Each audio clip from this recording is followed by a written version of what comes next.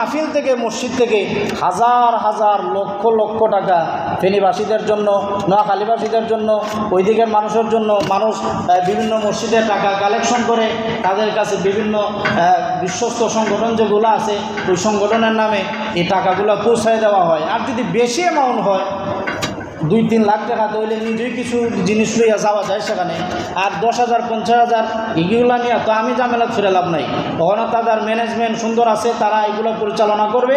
কোন কোন জায়গায় সংকট আছে তারা এটা জানে বুঝে, সেনাবাহিনীর মাধ্যমে তারা এগুলো জানে, ম্যাপ করা আছে। কাজেই কম টাকা নিয়ে যাওয়ার দরকার নাই। এখন আমার প্রস্তাব হচ্ছে, যদি আমরা চাই এই যে মসজিদে এতগুলা মুসল্লি আমরা যদি চাই যাইতে পারি আর না পারি কিছু টাকা উঠে তো তাদেরকে দেওয়া যায় কি না? আপনারা রাজি নি না? রাজি না? যদি রাজি হইয়া তখন তৌফিকটুকু দান করেছেন, এই জন্য নিয়ামতের শুকর আদায়ার্থে ইমানের আওয়াজকে উঁচু করে এক আওয়াজ উচ্চ কণ্ঠে সকলেই কালিমাতুশ শুকর উচ্চারণ করছি, আলহামদুলিল্লাহ। লক্ষ কোটি দুরুদ ও সালাম সৈয়দুল মুরসালিন রাহমাতুল লিল আলামিন খাতামুন নবিয়্যিন সৈয়দুল আম্বিয়া আশরাফুল আম্বিয়া খাতামুল আম্বিয়া হযরত মুহাম্মদুর রাসূলুল্লাহ সাল্লাল্লাহু আলাইহি ওয়াসাল্লাম। মুহতারাম হাজিরিন, আমরা এমন একটা সময়ে আল্লাহর ঘরে এসে আল্লাহর ইবাদতে শরীক হতে পেরেছি, যেই সময় দেশের বিভিন্ন অঞ্চলে বিভিন্ন জেলায় আল্লাহর পক্ষ থেকে এক বন্যায় কবলিত হয়ে গেছে হাজার হাজার লক্ষ লক্ষ মানুষ। ঠিক এই কঠিন মুহূর্তে আল্লাহ তাআলা আমাদেরকে এত সুন্দর পরিবেশ নির্বিঘ্নে নির্দ্বিধায় আল্লাহ তাআলা আমাদেরকে তার ঘরে আসার বসার তৌফিক দিয়েছেন। এটা আল্লাহর বড় ইহসান, আল্লাহর বড় দয়া, বলে আলহামদুলিল্লাহ। এই সমস্ত প্রাকৃতিক দুর্যোগ বিপর্যয় এগুলো আল্লাহর পক্ষ থেকে আসে আল্লাহর পক্ষ থেকে, কিন্তু আসার কারণ আমরা নিজেরাই। আসে কার পক্ষ থেকে? আল্লাহর নামটা একটু মহব্বতে জোরে সুরে বলবেন। আসে কার পক্ষ থেকে? আর আসে কার কারণে? আমাদের কারণে। আসে আল্লাহর পক্ষ থেকে, আর কারণ আমরা নিজেরাই। এই সমস্ত প্রাকৃতিক দুর্যোগ, আযাব গজব এগুলো আসে আল্লাহর পক্ষ থেকে, আর এর কারণ আমরা নিজেরাই। তো আল্লাহ তাআলা আমাদেরকে আযাব দিতে চান না। আযাব আসে আমাদের বদ আমলের কারণে। গত জুমায় বলেছিলাম, না বলি নাই, যে আল্লাহ সুবহানাহু ওয়া তাআলা মানুষকে পরীক্ষা করবে, 3টা মুসিবত দিবেন যখন মানুষে একটা পাপ করবে। কয়টা পাপ? কথা বলে না, কয়টা পাপ? পাপ করবে একটা, আযাব আসবে 3টা। কেউ যদি ওজনে কম দেয়, মাপে যদি কম দেয়, মাপে বলতে শুধু সরিষার তেল মাপার সময় কম দেওয়া, ধান চাল মাপার সময় কম দেওয়া না, মানুষের হক দ্বারা নষ্ট করা। রিক্সাওয়ালা 10 টাকা আগে কন্ট্যাক্ট না করার কারণে সে এখন 20 টাকা দাবি করে বসে। আমি বাধ্য হয়ে দিতে হচ্ছে, এটা আমার উপর জুলুম। আমি বাধ্য হয়ে কেন দিলাম? যদি না দেই রিক্সার ড্রাইভার একটা হট্টগোল সৃষ্টি করে, তাহলে ইমাম সাহেবের ইজ্জত শেষ, মাস্টার সাহেবের ইজ্জত শেষ, মসজিদের সভাপতি সেক্রেটারি সাহেবের ইজ্জত শেষ। যে 5 টাকা বাড়ার লাগে তাই রিক্সার ড্রাইভারের সাথে ঝগড়া করছেন। আসলে রিক্সার ড্রাইভারের সাথে যে উনি ঝগড়া করছেন, উনি কি ইচ্ছা করছেন না সে বাধ্য করছে? কথা বলেন, সে বাধ্য করছে। ভাড়া 10 টাকা ছিল, কিন্তু আগে না ফুরাইয়া ওঠার কারণে সে এখন 20 টাকা দাবি করতেছে। এখন আমি মাজলুম, আমি কথা বললে আমার ইজ্জত চলে যায়, যে ভাড়ার জন্য ওই লোকটা ঝগড়া করে। কিন্তু যদি দেই তাহলে এটা সে আমার উপর জুলুম করে 10টা টাকা নিল, তাহলে এটা তার জন্য একটা পাপ। যে নিল তার জন্য পাপ, যে জুলুমকে সমর্থন করলো তার জন্য একটা গুনাহ। কাজে এই গুনার কারণে, ওজনে কম দেওয়ার কারণে আল্লাহ সুবহানাহু ওয়া তাআলা, নবীজি বলেন, এই জাতিকে আল্লাহ তাআলা জালেম শাসকের অধীনস্থ করে দেন। নাউজুবিল্লাহ। ওজনে কম দিবেন, জালেম শাসকের অধীনস্থ হবে, জালেমরা শাসন করবে। আরেক হাদিস আছে, যারা উলামায়ে কেরামকে মর্যাদা দেন, যারা আল্লাহর বিধান যারা সমাজে রাষ্ট্রে প্রতিষ্ঠা করতে চায় না, বাস্তবায়ন করতে চায় না, আল্লাহ সুবহানাহু ওয়া তাআলা তাদেরকে প্রতিবেশী অথবা অন্য কোনো জালেম শাসকের মাধ্যমে তাদেরকে কি করা হবে? আযাব দেওয়া হবে, শাস্তি দেওয়া হবে। যদি আল্লাহর দ্বীন কেউ প্রতিষ্ঠা করতে চায়, আল্লাহর এই মহান অস্তিত্বকে মানুষের সামনে উপস্থাপন করতে চায়, তাহলে আল্লাহ সুবহানাহু ওয়া তাআলা পার্শ্ববর্তী প্রতিবেশী দেশ থেকে, দেশের আক্রমণ থেকে এই দেশকে হেফাজত করবেন। বলুন আমিন। কারণ আমরা যদি আল্লাহর বিধান না মানি আর আমাদের বুঝমতো আমরা চলি, তাহলে যতই কৌশলী হই না কেন আর যতই শক্তিশালী হই না কেন, আল্লাহর বিধান প্রতিষ্ঠা না করা পর্যন্ত কোনো দেশের আক্রমণ থেকে রক্ষা পাওয়া যাবে। আপনারা দেখেছেন আফগানিস্তানের এই তালেবানরা প্রায় 2 যুগ পর্যন্ত তারা যুদ্ধ করছে, পৃথিবীর সবচেয়ে বড় শক্তি আমেরিকার সাথে। যুদ্ধ করার পরে তারা এখন স্বাধীন। এই স্বাধীনতা তারা এমনভাবে অর্জন করছে যে তারা এখন কি করে না করে, কোন দিকে যায়, এইটা নিয়ে মাথা ঘামানো কোনো রাষ্ট্র পরাশক্তি এখন আর নাই, ঠিক কিনা? কারণ তারা আল্লাহর বিধানের উপর আছে। যদি কেউ আল্লাহর বিধানকে শক্তিশালী করতে চায়, তাহলে তারা হয়ে যাবে পৃথিবীর সুপ্রিম পাওয়ার। আর যদি কেউ আল্লাহর বিধানকে নস্যাৎ করে দিয়া নিজের মন গড়া মতবাদ প্রতিষ্ঠা করতে চায়, তাহলে তারা আজীবন মৃত্যু পর্যন্ত, কিয়ামত পর্যন্ত পৃথিবীর বিভিন্ন পরাশক্তির কাছে ধরাশায়ী হয়ে যাবে, ঠিক কিনা? এজন্য সবচেয়ে বড় শক্তি হচ্ছে আল্লাহর বিধানকে প্রতিষ্ঠা করা। ঐক্যবদ্ধভাবে যদি আল্লাহর বিধান প্রতিষ্ঠা করা যায়, তাহলে পৃথিবীর কোনো পরাশক্তি নাই যে মুসলমানদের সামনে এসে আঙ্গুল উঁচু করে কথা বলবে, ঠিক কিনা? এই জন্য এই আযাবগুলো আসে আমাদের পাপের কারণে, আমাদের নিজেদের কারণে আল্লাহর পক্ষ থেকে আযাব আসে। এই এক দুর্যোগ, প্রাকৃতিক দুর্যোগ, এমন বন্যা বাংলাদেশের মানুষ অনেকে বলে জীবনে দেখছে না। ফেনীতে প্রায় 400 কোটির উপরে ক্ষতিগ্রস্ত হয়ে গেছে। একটা জেলায় 600 কোটি। আমরা দিলাম কত? যা দিলাম মধ্যে তো খাইয়া দেয়া শেষ। এই পর্যন্ত যা দেওয়া হয়েছে সব তো হানির তো লুই শেষ। ত্রাণ সামগ্রী, বাসস্থান, পুনর্বাসনের জন্য যে আরও কত কোটি টাকা দরকার, এটা আল্লাহ ছাড়া কেউ এখন বলতে পারবে না। এই জন্য এই সমস্ত দুর্যোগের সময় মানুষের পাশে দাঁড়ানো, এই বিষয়ে আপনাদের সামনে আজকে কিছু সময় আলোচনা করব। সময় কোন দিকে যায় বলাই যায় না, সময় কম, আলোচনা অনেক বেশি। আল্লাহ সুবহানাহু ওয়া তাআলা বলেন সূরাতুল মাইদার 2 নং আয়াতে বলেন, ওয়া তাআওয়ানু আলাল বিররি ওয়াত তাকওয়া ওয়া লা তাআওয়ানু আলাল ইসমি ওয়াল উদওয়ান। তোমরা সৎকর্ম ও আল্লাহর ভীতির কাজে পরস্পরকে সহযোগিতা করো এবং পাপ ও সীমালঙ্ঘনের কাজে পরস্পরকে সহযোগিতা করো না। আল্লাহ সূরা মায়েদার 2 নং আয়াতে বলছেন, ভালো কাজে মানুষকে সহযোগিতা করো আর মন্দ কাজে কাউকে সহযোগিতা করা।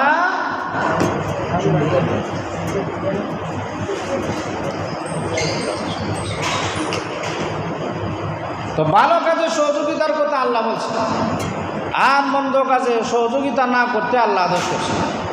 এখন আল্লাহর আদেশ নিষেধ লঙ্ঘন করে যদি আমরা পৃথিবীতে শান্তি প্রতিষ্ঠা করতে চাই, এর চাইতে বুকামি আর কিছু হতে পারে না।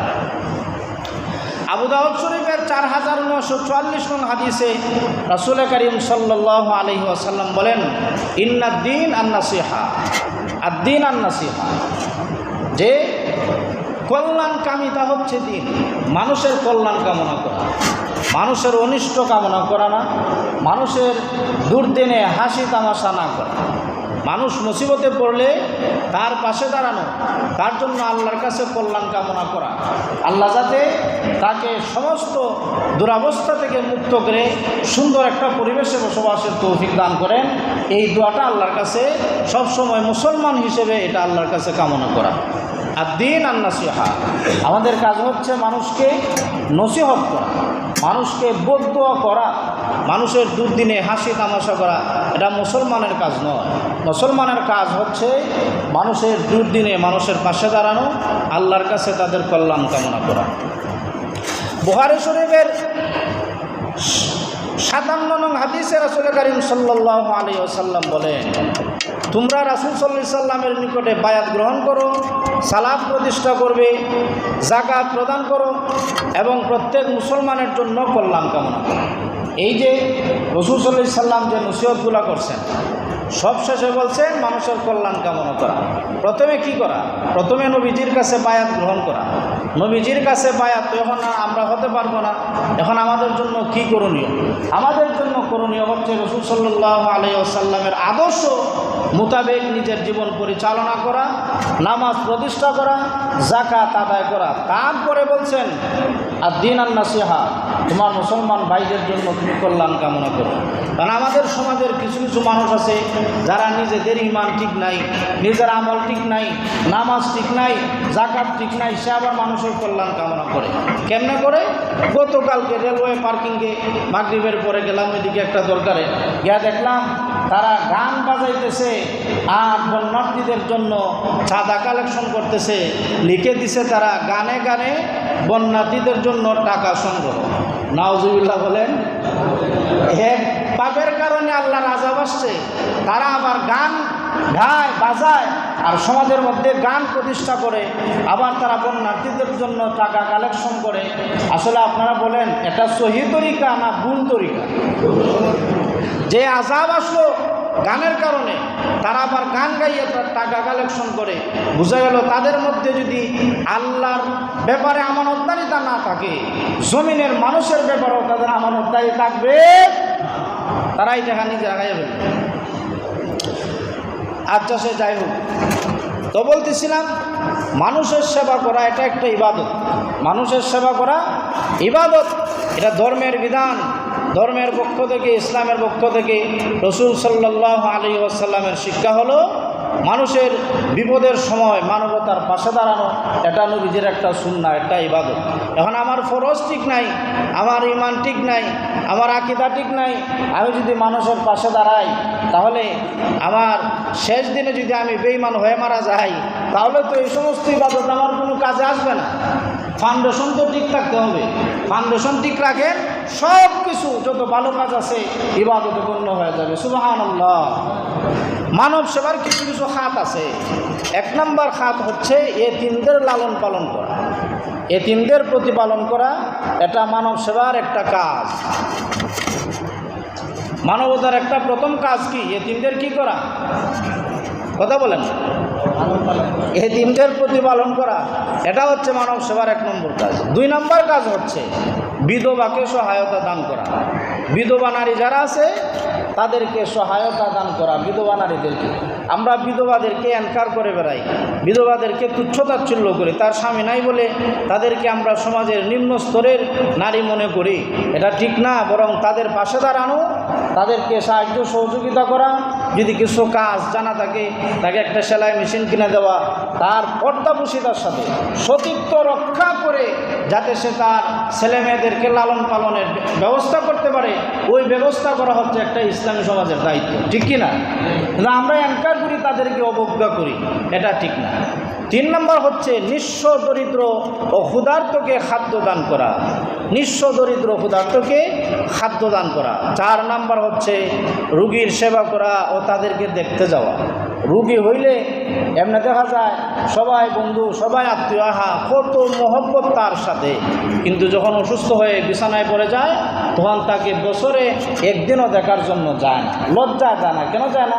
খালি হাতে কিভাবে সে যাবে? কিছু একটা হাতে নিয়ে যাওয়া লাগে, ওই টাকাটা খরচ করতে তার মন সায় দেয় না। টাকা যদি না থাকে আরও লজ্জা পায়, খালি হাতে কিভাবে যায়?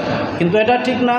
মানুষ যখন অসুস্থ হয়ে যায়, তার জন্য আপনি আপেল আঙ্গুর আর তার জন্য খাদ্য সামগ্রী নিয়ে যাওয়ার প্রয়োজন নাই। আপনি তার বন্ধু হিসেবে, মুসলিম হিসেবে যদি তার পাশে গিয়া দাঁড়ান আর তার মাথায় একটু হাত বুলাইয়া দেন, সে আপনি এক মন আপেল নিয়ে গেল অতটা খুশি হইতো না? তার অসুস্থতার, রুগ্নতার সময়ে তার মাথায় হাত বুলাইয়া দেওয়া তার যতটা মন জয় করছেন, ঠিক কি না? তো আপনারা ওইদিকে সেদিকে তাকান। এই ফ্যান না চললে কি আপনাদের আজকে হবে না? কি বললাম আপনারা এখন বলতে পারবেন? আমাদের যে দুর্বলতাটা সেটা হচ্ছে আমরা মূল কাজ তৈয়া সব আজাই রাখামের দিকে আমাদের কাজ থাকে।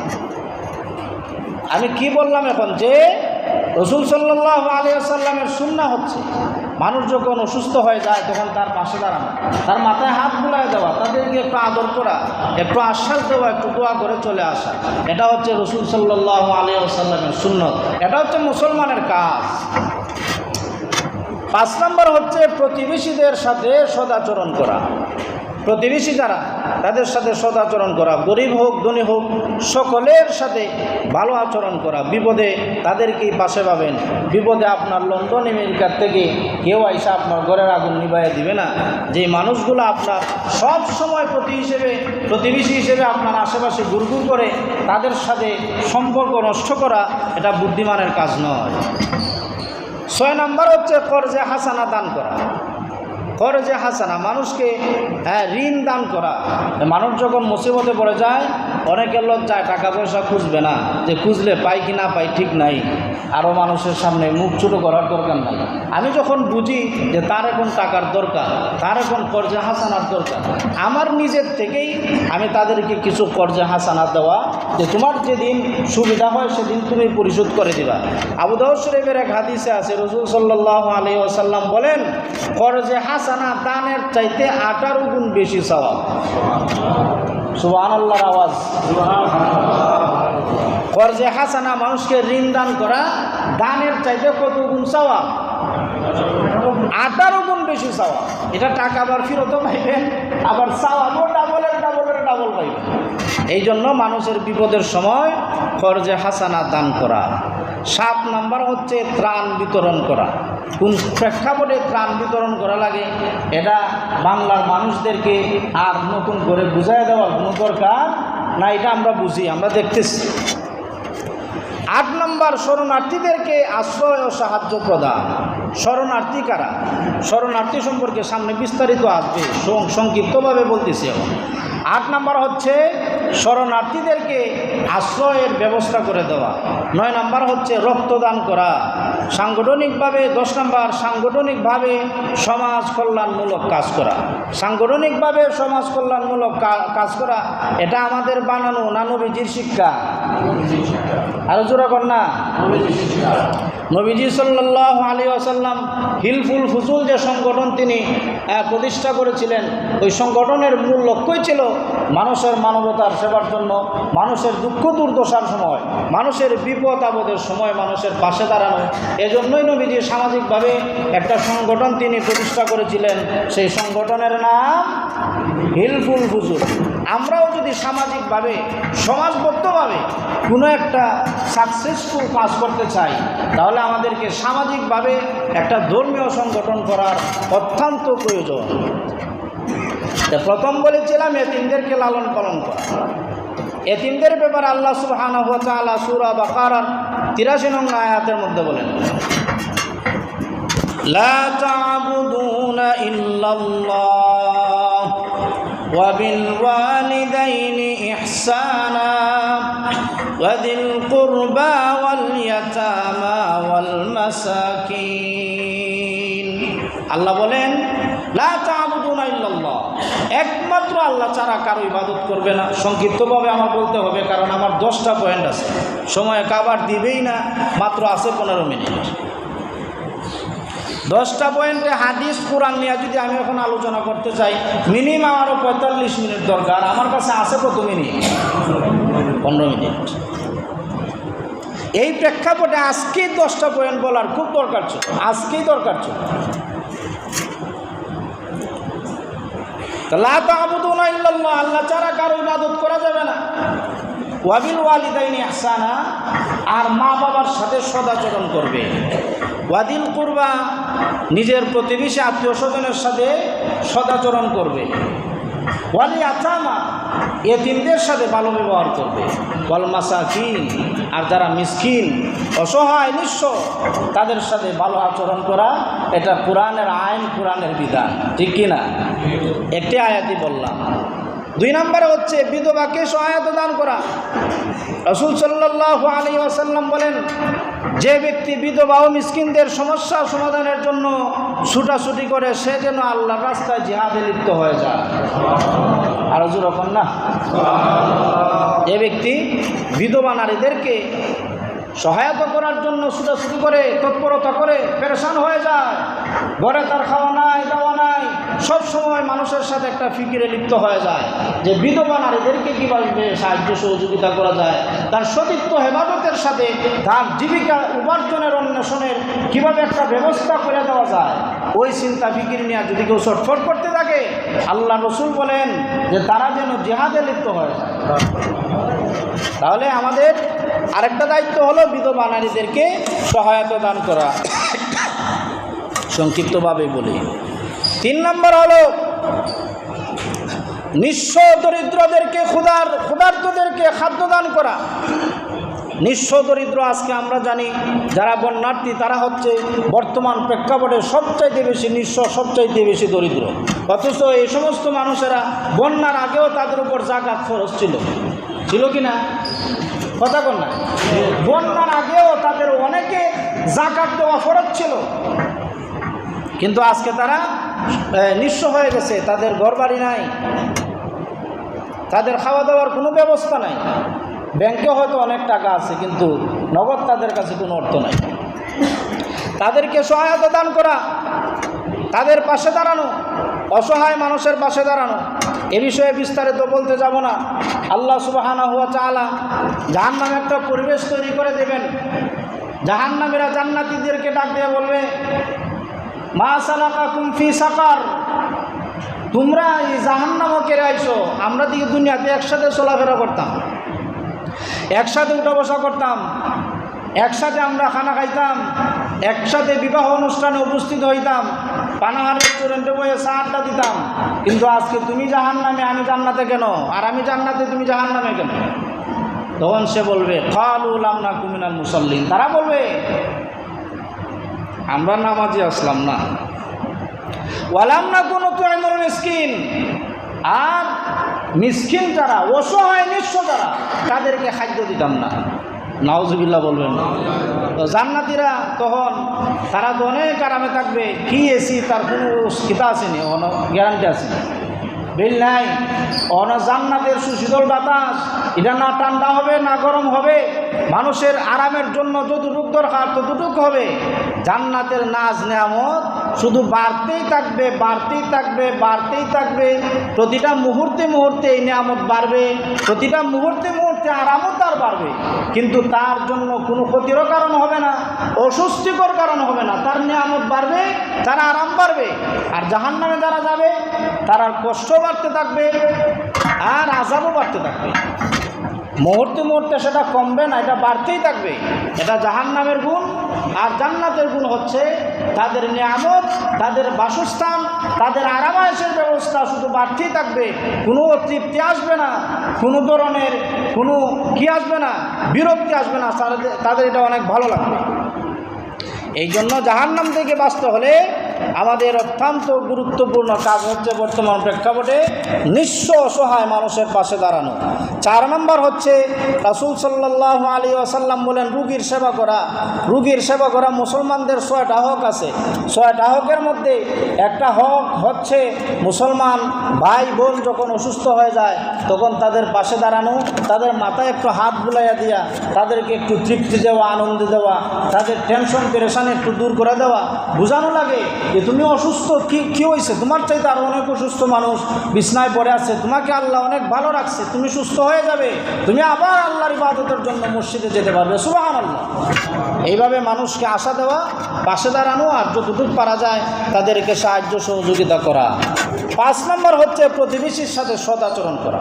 রাসূল সাল্লাল্লাহু আলাইহি ওয়াসাল্লাম মুসলিম শরীফের 46 নং হাদিসে নবীজি বলেন, ওয়াল্লাহি লা ইউমিন, ওয়াল্লাহি লা ইউমিন, ওয়াল্লাহি লা ইউমিন। সাহাবায়ে কেরাম জিজ্ঞেস করলেন, কিলা ইয়া রাসূলুল্লাহ। সাহাবায়ে কেরাম জিজ্ঞেস করলেন, নবীজি আগে বলেন আল্লাহর কসম তারা মুমিন না, আল্লাহর কসম তারা মুমিন না, আল্লাহর কসম তারা মুমিন না। সাহাবায়ে কেরাম পেরেশান হয়ে গেলেন, জিজ্ঞেস করলেন, ইয়া রাসূলুল্লাহ, কারা তারা যারা মুমিন না? আপনি কসম করে বলতেছেন, আল্লাহর শপথ করে বলতেছেন যে তারা মুমিন না, তারা কারা? নবীজি বলেন, قال الذي لا يأمن جاره بوائقه। যাদের নিজের একজন মুসলমান আর একজন মুসলমানের কাছে যদি কেউ নিরাপদ না থাকে, যদি আমার কাছে আমার প্রতিবেশী নিরাপদ না থাকে, আপনার কাছে আপনার প্রতিবেশী নিরাপদ না থাকে, যার কাছে তার প্রতিবেশী নিরাপদ নয় সে মুসলমান নয়। সুবহানাল্লাহ। নবীজি কসম করে বলছেন, যার কাছে তার প্রতিবেশী নিরাপদ নয় সে মুমিন নয়, মুমিন নয়। তাহলে এখন আমাদের কী করা উচিত? আমাদের সবচেয়ে বড় করণীয় হচ্ছে নিজে বেঁচে থাকা পাপ থেকে, আর প্রতিবেশীকে পাপাচার থেকে বাঁচিয়ে রাখা, তাদের হকগুলো তাদেরকে বুঝাই দেওয়া, প্রত্যেকের নিজের পক্ষ থেকে যাতে প্রতিবেশী কোনো দিন কষ্ট না পায় সেই আচরণ মানুষের কাছ থেকে শিক্ষা এবং শেখানো, এটা নিজে প্র্যাকটিস করা। 7 নম্বর হচ্ছে ত্রাণ বিতরণ করা। রাসূল সাল্লাল্লাহু আলাইহি ওয়াসাল্লাম আবু দাউদের 4946 নং আয়াতে নবীজি বলেন, যে ব্যক্তি কোনো মুমিনের পার্থিব দুঃখ দুর্দশা দূর করবে, আল্লাহ তাআলা কিয়ামতে তার দুঃখ দুর্দশা দূর করে দিবে। যে মানুষের পাশে দাঁড়াইলে আজকের দুর্দশাটা বেশি বড় না কিয়ামতের দিনেরটা বেশি বড়? আরে বুঝুর না, কোনটা বেশি বড়? কিয়ামতের দিন যদি কেউ মুসিবতে পড়ে যায়, তার চাইতে সবচেয়ে মুসিবতে আর কেউ হতে পারে না।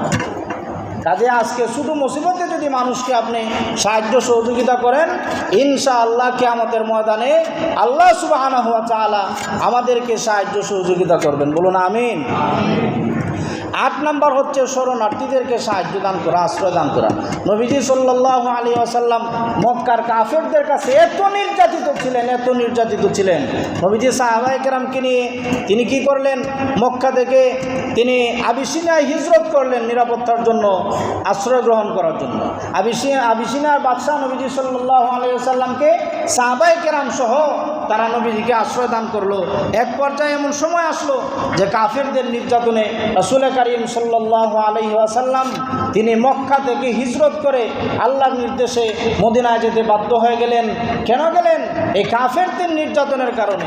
এই নির্যাতনে হোক, প্রাকৃতিক দুর্যোগে হোক, যে কোনো কারণে হোক, মানুষ যখন আশ্রয় নিতে চায় তখন আশ্রয় দান করা, এটা নবীজির শিক্ষা, নবীজির আদেশ। নবীজি বলেন, ইরহামু মান ফিল আরদি ইয়ারহামুকুম মান ফিস সামা।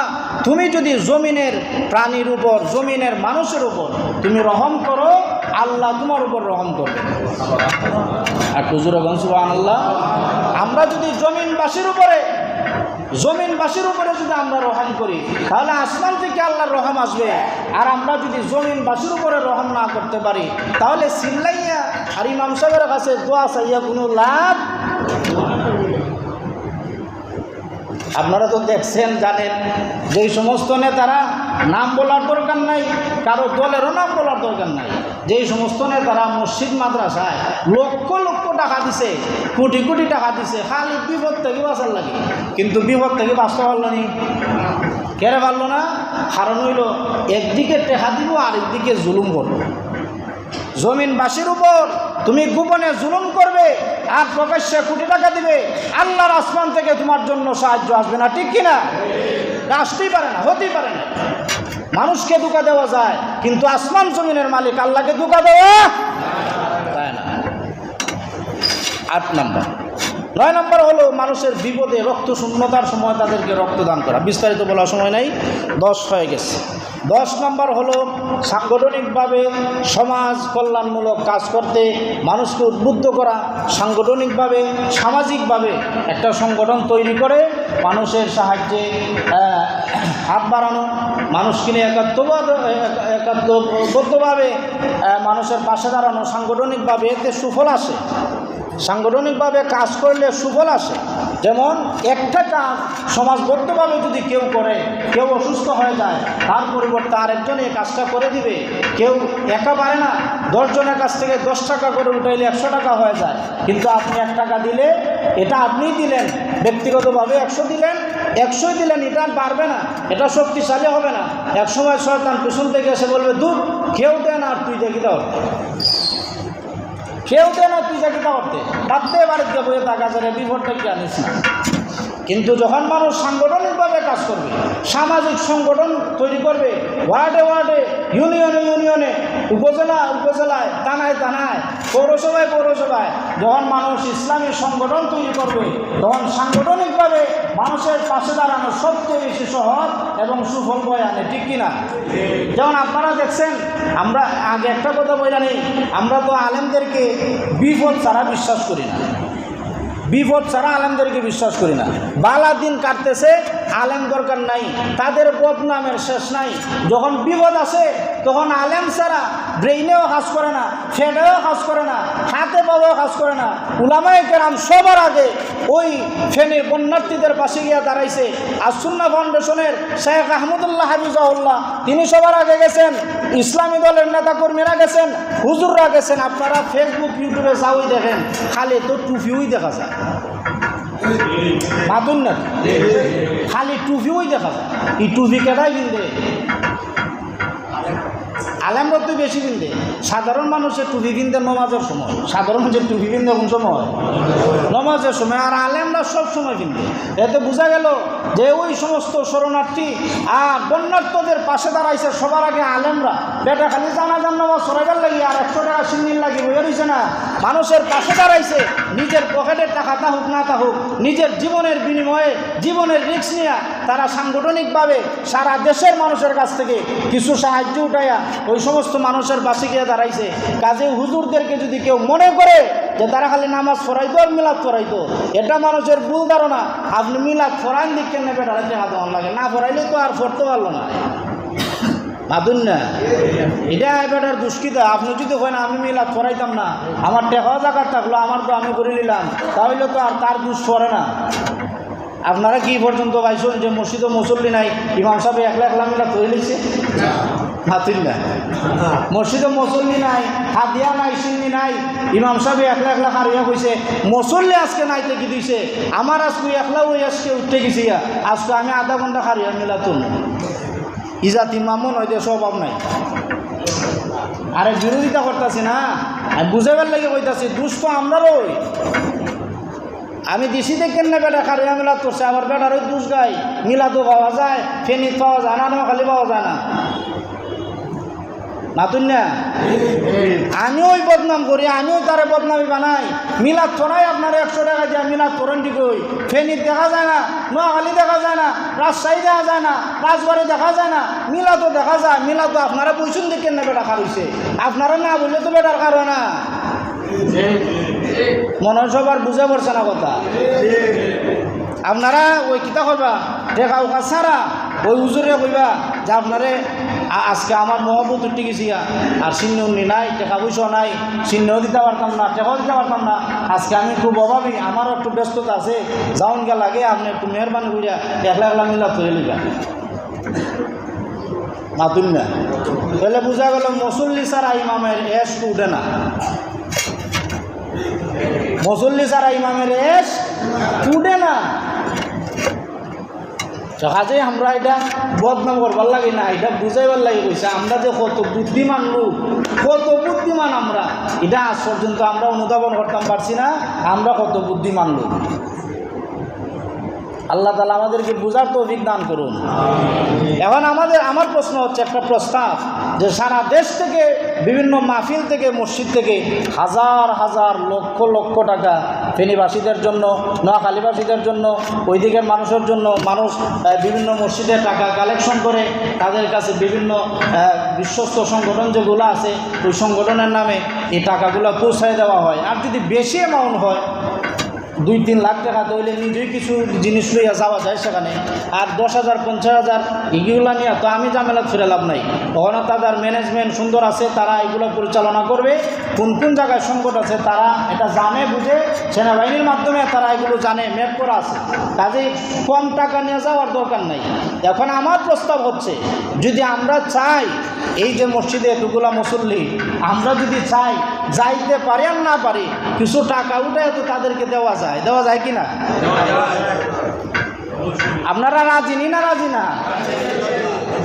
যদি রাজি হইয়া দেখুন, যদি আপনারা এটা ভালো মনে করে থাকেন, আমি না হয় আমি আপনাদেরকে প্রস্তাব করে পিছনে সরে গেলাম, আমার দরকার নাই, আমি পিছনে সরে গেলাম, আমি প্রস্তাব করে ধরুন, প্রস্তাব দিলাম যে আপনারা কি করবেন, কিছু টাকা উঠাইয়া তাদের অ্যাকাউন্টে পৌঁছাই দিবেন। এখন এই দায়িত্বটা কে নেবেন? টাকা উঠাইবেন, আজকে জুম্মার পরে এখানে দিবেন। আমরা কয়েকজন দায়িত্বশীল, এখানে আমাদের মসজিদের সভাপতি সাহেব আছেন, সেক্রেটারি সাহেব আছেন, ওনার বসা থাকবেন কিছুক্ষণ। আপনারা যদি কিছু টাকা পয়সা দেন, ওই টাকাটা আমরা ওই জায়গায় পাঠাই দিলাম আমাদের সভাপতির মাধ্যমে। আপনারা একমত কি না? একমত যদি হন, এটা 8-10 টাকা করে দিলেও হয়ে যায়, এটা সুন্নাত আদায় হয়ে যায়। তবে আমি বলবো, যেহেতু তাদের এই কঠিন মুহূর্তে আমরা তাদের পাশে দাঁড়াতে চাই, তাহলে অবশ্যই আমাদের অ্যামাউন্টটা যাতে একটু বেশি হয়, ওই অ্যামাউন্টটাই এক করে আমরা একটা বিশ্বস্ত সংগঠনে, যেখানে তারা এটা পৌঁছাবে তাদের কাছে, তাদের অ্যাকাউন্টে পাঠাই দিলাম। এটা আমি মনে করি এটাই বেটার হবে। এই জন্য নামাজের পরে, জুমার পরে আপনারা যে যত দিতে চান আশা করে বাড়াইয়া দিবেন। বাড়াইয়া দিলে কি হবে, আপনার উপর থেকে মুসিবত কেটে যাবে, আমার উপর থেকে মুসিবত কেটে যাবে। আল্লাহ আমাদেরকে তৌফিক দান করুন। আর বাদ জুমা এখানে আমরা বসে থাকবো কয়েকজন, আপনারা যিনি, এটা আমি কিন্তু আগে অনুমতি লইছি না, এর লাগে আমি মাফ চাই। এটা আমার এখন আইছে মাথার, যে এটা আমি করব। আলহামদুলিল্লাহ, আমার চাচা তাই 500 টাকা দিচ্ছে। এখন নামাজের সময় তো জুম্মার পরে যদি আপনারা সময় না থাকে, একটু কষ্ট করে এখন উঠাই নিতে পারেন। 5 মিনিট যাক আমি বই, তারা জুম্মার নামাজ না তো ফরজ নামাজ পড়তে পারতেছে না পানির কারণে। আর আমরা জুম্মার নামাজ 5 মিনিট বিলম্ব হলে কোনো অসুবিধা নেই, তাহলে আমরা একটু উঠাইলে কষ্ট হয়ে যাই। আমাদের সম্মানিত ভাইস চেয়ারম্যান সাহেব তিনি উপস্থিত থাকবেন। যদি কেউ বড় অ্যামাউন্ট দিতে চান, সেক্রেটারি সাহেব উপস্থিত থাকবেন, বড় অ্যামাউন্ট আপনারা দেবেন। আল্লাহ তৌফিক দান করুন, আমিন। আপনারা বড় হাতে দান করেন, ইনশাআল্লাহ আল্লাহ সুবহানাহু ওয়া তাআলা আপনাদের হাত আরো বড় করে দিবেন। আল্লাহ তৌফিক দান করুন। আজকে একটা নিউজ দেখলাম, শুধু ফেনীতেই প্রায় 400 কোটির উপরে তাদের ক্ষতি হয়ে গেছে। আমরা কত দিতেছি আর কত দিন? 400 কোটি বাড়ির দ্বারা কথা, খালি একটা জেলাতে। আল্লাহ যে আমাদেরকে হেফাজত করছেন, যদি খোয়াই নদী ভাঙ্গা দিত তাহলে আমরাও এই পরিবেশন আবাস করতে পারতাম। আমাদের শায়েস্তাগঞ্জের উপজেলাবাসী অনেকেই প্রস্তুতি নিয়ে রাখছে যে খোয়াই নদী ভাঙ্গা দিবে। আমি অনেক কিছু প্রস্তুতি লইয়া গুছাই রাখতে দিছি। তো আল্লাহ হেফাজত করছেন, আল্লাহ মেহরবানি করে আমাদেরকে এই পরিবেশে রাখছেন। তো কাজে আমাদের তাদের পাশে দাঁড়ানো দরকার। আর ওই মসজিদের যে টাকাটা, মসজিদের টাকা